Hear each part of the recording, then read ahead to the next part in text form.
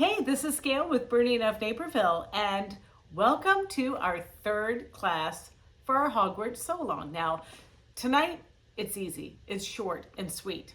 We're going to do some lacework designs and we're going to do the rooftops. And then once you embroider those, it's time to start washing them and it's time to start that process. So, I'm going to show you how just some tips for stitching out the freestanding lace versions of the designs.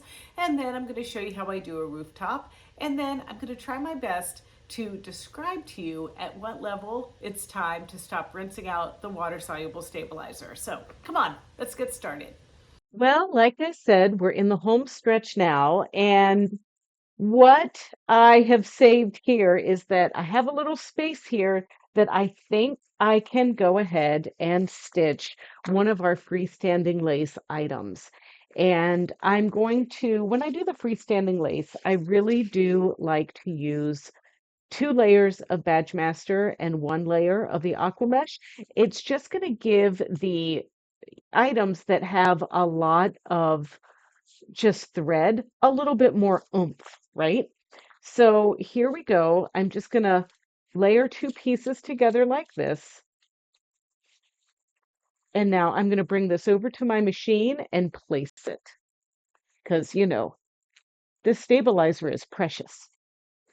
Now, there's really no reason for me to scan that work in my hoop because I can engage this tool. It's called virtual positioning. So it's just going to let me touch to the side of the design and around to make sure that it's not going into any of my pre-stitched designs in the hoop. So I simply just touch on the perimeter and then I can see that, clearly I've got a lot of space there.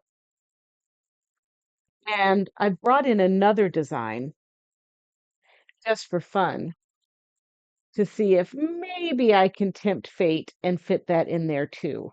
And it looks like I can. So this is getting really close. So I'm just going to move this over as far as I can. So I move that over just as far as I can there. And I feel pretty good about both of these. So I'm going to go ahead and select stitch. And then I'm going to baste around the design with a 3 millimeter or 1/4 inch perimeter.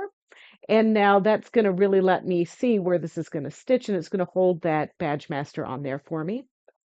So now anytime I do basting, I like to do a thread up command, which is just pulling my bobbin thread up. And now we're going to stitch. And see, I can see that I'm clearly not going to be stitching into any of my pre-stitched area there. And now this is simple. We're just going to stitch by number.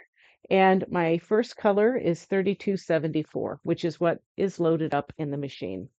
And one more thing that I just want you to be mindful of as you're stitching through this is it's really important to make sure that your lacework designs have the same color in the top and bottom because you are going to notice in these, even from the front sometimes. But if you've done any freestanding lace in the past, you know that this is standard practice, but we can get away with a little bit more, if we forget with those applique pieces because sometimes we're not really seeing all of the threads on the back side of that. I just want you to be mindful of this. And so our little piece finished up and it ended up being the perfect spot for those 2 little designs. So next we will separate them, cut them apart like the rest, and I'll show you how to give them a bath. Now, over here, I have my layer of aqua mesh and a layer of Badge Master hooped up like we've been doing all of our other pieces so that we can stitch our parts for our rooftop 25. And I want to point something out to you. I have been labeling my parts 25 and I do it as I go along. Now, not under here yet, but I remember these shapes are a little bit more unique. But on some of the pieces, like the rooftops and some of the pieces where it's just a rectangle, you might want to keep a post-it note handy because you can write on the backside of them. But if it's on that water soluble, that writing is going to go down the drain with the rest of the water soluble. So you just have to maybe come up with a system to label these parts. And once again, when we go to assemble, if they don't go together, then maybe reevaluate, right? But it's better to kind of keep track of everything as we go along. So let's go over to the machine and stitch out. This is design number 25. And with design 25 loaded up, it's going to do each third of the roof separately.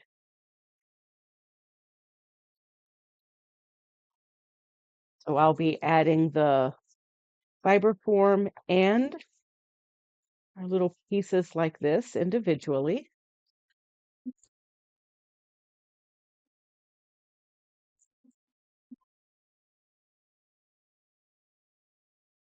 And then, of course, we're going to trim just our fabric away, being careful not to trim our stabilizer underneath.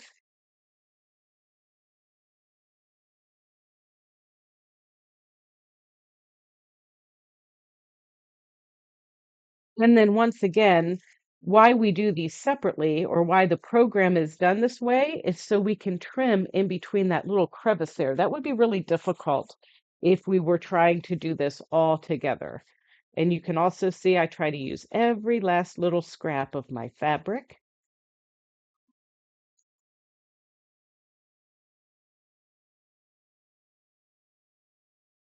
Now I could also take my hoop off to trim, but sometimes it's just as easy to do it with the hoop on. So you do you, however you want to do it.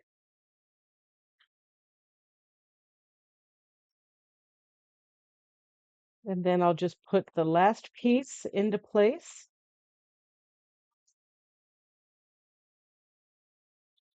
And it's always fun to see if I can really, oh my goodness, that fits. Okay, so we're using that piece.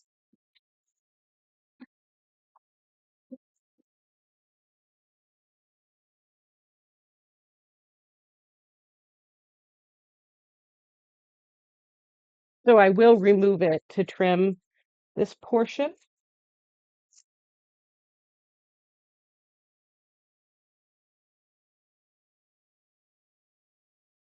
Okay, so now we're just going to follow the colors that it tells us until the design is finished.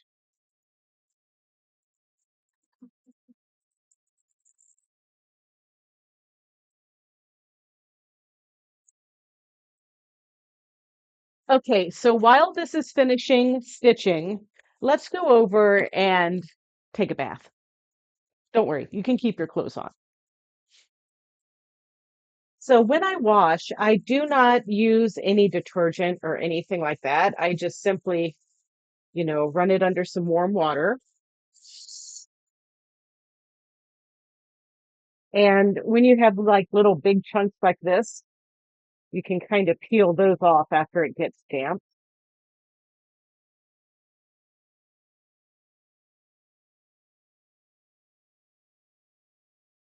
And I've never really had this stuff goop up my sink before, so,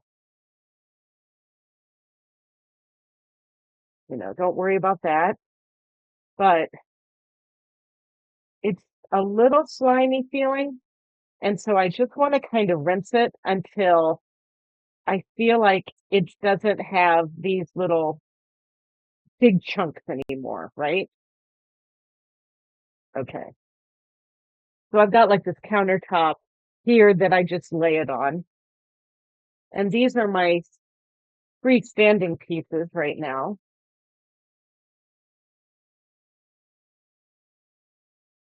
And I can feel that there are some threads that I didn't really cut. So I'm going to wait for it to dry and then we'll also trim any little straggling hairs there.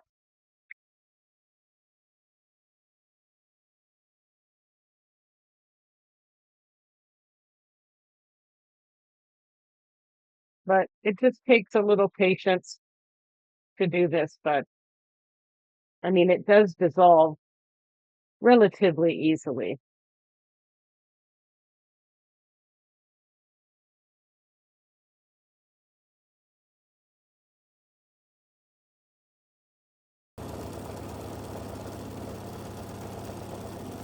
All right, well, we only have one more class to go. And that next class is the one where we're going to put all of the things together. So you're going to have to get out all of those tools. That's the punch tool from OESD, a chisel cutter, the alligator clips, the button clips, all the good stuff. So I'll see you again and we'll be ready to assemble. I'm so excited. I didn't think this day was ever going to come. All right, so if you like this tutorial and you want to see others like it, or you want to see some funny videos or whatever, don't forget to check out our Bernina of Naperville YouTube channel. It's easy. It's youtube.com/Bernina of Naperville, and there you can like, comment, and subscribe. Now, Wingardium Leviosa.